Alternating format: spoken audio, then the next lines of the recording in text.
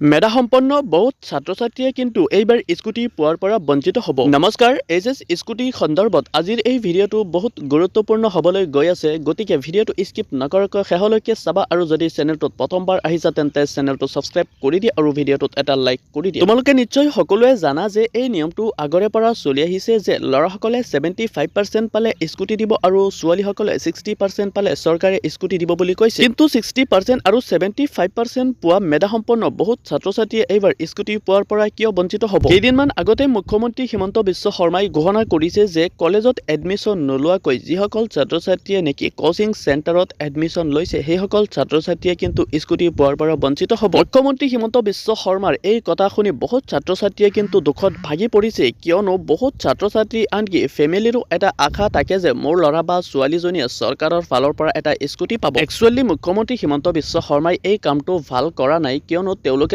লিখা পঢ়া এৰা নাই, তেওঁলোকে আৰু ভাল ৰিজাল্ট কৰিবলৈ তেওঁলোকে নিট বা JEEৰ কাৰণে প্ৰিপাৰেশ্যন কৰিবৰ কাৰণে কোচিং চেণ্টাৰত গৈছে। যিহেতু মুখ্যমন্ত্ৰী হিমন্ত বিশ্ব শৰ্মাই কৈছিলে যে এইচএছৰ পিছত ছাত্ৰ-ছাত্ৰীসকলে অসমৰ কোনোবা এখন কলেজত অধ্যয়ন কৰিব লাগিব, আনকি তেওঁলোকেতো অসমৰ বাহিৰৰ কোনোবা এখন কলেজত কোচিঙৰ কাৰণে যোৱা নাই, অসমৰ ভিতৰতেই কোচিং কৰি আছে। যিহেতু মুখ্যমন্ত্ৰী হিমন্ত বিশ্ব শৰ্মাই কৈছে যে কোচিং কৰা ছাত্ৰ-ছাত্ৰীসকলক স্কুটি নিদিয়ে, এই কথাষাৰ শুনাৰ পাছত ছাত্ৰ-ছাত্ৰীসকলে প্ৰতিবাদত লাগি গৈছে আৰু তেওঁলোকৰ এটা কথা এণ্ড এটা আপত্তি যে তেওঁলোকক স্কুটি লাগে। ছাত্ৰ-ছাত্ৰীসকল, আজিৰ ভিডিঅ'টো এইখিনি আছিল এণ্ড তোমালোকে প্ৰতিবাদ কৰি থাকা, তোমালোকে ন্যায় পাব লাগে, কিয়নো তোমালোকেতো ষ্টাডি এৰা নাই, তো তোমালোকে ষ্টাডি কৰি আছা, কোচিঙে হওক বা যিকোনো কলেজে হওক ষ্টাডিটো চলি আছে।